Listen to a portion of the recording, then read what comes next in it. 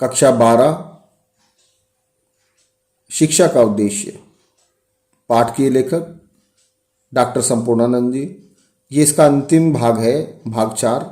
इसमें जो बची हुई सूक्तियाँ हैं उनकी व्याख्या के बारे में आपको बताऊंगा। इसके साथ ही आपका कोर्स भी समाप्त हो जा रहा है। गद्य का कोर्स समाप्त हो गया है। इसमें गद्य साहित्य का इतिहास मैं आपको बता चुका हूँ, चारों पाठों के बारे में बता चुका हूँ, उनकी जितनी भी व्याख्या हैं उन सभी के बारे में बता चुका हूँ। यानी कि ऑनलाइन अगर हम पढ़ाई की बात करें और जो भी बच्चे को जिसे भी आवश्यकता होगी वो बता दें, हम उन्हें यूट्यूब के हमारे जो लिंक हैं वो भेज देंगे, जो वीडियोज़ हैं वो फिर दोबारा भेज देंगे। इसे ख़त्म करने के बाद मैं दोबारा से फिर एक बार रीस्टार्ट कर दूंगा पूरे कोर्स को, कोई दिक्कत नहीं है मुझे। मेरे बच्चों के नंबर अच्छे आने चाहिए, यही हमारा पहला उद्देश्य है। और बच्चे जितने कामयाब होंगे उतना ही हमें भी सुकून मिलेगा। तो आज के इस पाठ में मैं आपको बता रहा हूँ, अगली जो हमारी व्याख्या है वो है, निष्कामिता की कुंजी यह है कि अपना ख्याल कम और दूसरों का अधिक किया जाए। क्या मतलब है कि एक आदमी जो था वो जिस समय किसी काम से गया श्री कृष्ण और अर्जुन के पास, तो अर्जुन और श्री कृष्ण वार्ता कर रहे थे। तो उसने कहा कि भाई मुझे बड़ा गरीब हूँ, मुझे कुछ धन दे दो। तो अर्जुन ने उसे कुछ धन दे दिया। वो धन उसका चोरों ने चुरा लिया। वो दोबारा से गया, अगले दिन दोबारा से कृष्ण और अर्जुन बैठे थे, उन्होंने फिर कुछ धन दे दिया। कहने का मतलब क्या है कि वो धन देते रहे, कहीं चोर ने चुरा लिया, कहीं कुछ हो गया, कहीं कुछ हो गया। उस आदमी के पास कुछ भी नहीं बचा। जब वो तीसरे दिन गया तो श्री कृष्ण ने, जो भगवान थे, उन्होंने उसे 2 पैसे दिए मात्र। पहले दिन उसे हीरे माणिक मिले और वो सब मिले, चोरों ने चुरा लिए, किसी ने कुछ कर लिया। माणिक जो था मछली ने उसका निगल लिया।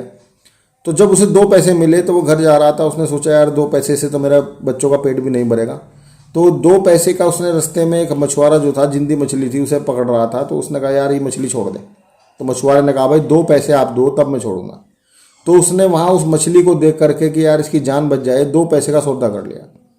जैसे ही उसने वो 2 पैसे दिए मछुआरे को, उसने मछली उसे दी, उसने उसे अपने कमंडल में डाला। कमंडल में डालते ही क्या हुआ कि वो मछली के जो मछली ने जो माणिक खाया था वो निकल करके बाहर आ गया। उसे माणिक मिल गया। तभी उसने आवाज़ लगाई कि साहब मिल गया, मिल गया, मिल गया। तो जो चोर थे जिन्होंने धन चुराया था वो भी, उन्होंने सोचा कि भाई इसने देख लिया हमें, उन्होंने उसे भी दे दिया। कुल मिलाकर जो चीज़ उसकी खोई थी वो सारी मिल गई। तो भगवान कृष्ण ने अर्जुन से कहा कि ये कल तक जो था, इसे इसका धन इसलिए चोरी हो रहा था, इसे कुछ नहीं मिल रहा था क्योंकि ये सिर्फ अपने बारे में सोच रहा था। लेकिन जैसे ही इसने दूसरे के बारे में सोचा, इसने आज मछली के जीवन बचाने के बारे में सोचा, तो इसे सब कुछ प्राप्त हो गया। तो ऐसा ही हमारे जीवन का उद्देश्य है, ऐसा ही हमारी शिक्षा का उद्देश्य है। आप लोग भी शिक्षा का उद्देश्य में ये सीखें कि हमें ये, इसमें लेखक कहता है, क्या बताया था मैंने अभी आपको, कि निष्कामिता की कुंजी है कि अपना ख्याल कम और दूसरों का अधिक किया जाए। तो इसमें ये चीज़ आपको समझने वाली है। लिखेंगे क्या इसमें व्याख्या में, मैत्री, करुणा, प्रसन्नता और उपेक्षा का भाव जागृत हो जाने पर ही निष्काम भावना उत्पन्न होती है। निष्काम कर्म का अर्थ होता है फल की इच्छा से रहित होकर कर्म करना। इस सात्विक भाव की प्राप्ति के लिए यह आवश्यक है कि अपनी अपेक्षा दूसरे व्यक्तियों का अधिक ध्यान रखा जाए। इसके बाद 2 और व्याख्या हैं जो इसमें इंपॉर्टेंट हैं। एक है, चित्र को क्षुद्र वासनाओं से विरत करने का एक बहुत बड़ा साधन कला है। तो ये भी आई हुई है गत वर्षों में सूक्ति। इसकी व्याख्या आप किस प्रकार से लिखेंगे, इसमें लिखेंगे, संसार अनेक प्रकार के प्रलोभनों से भरा हुआ है।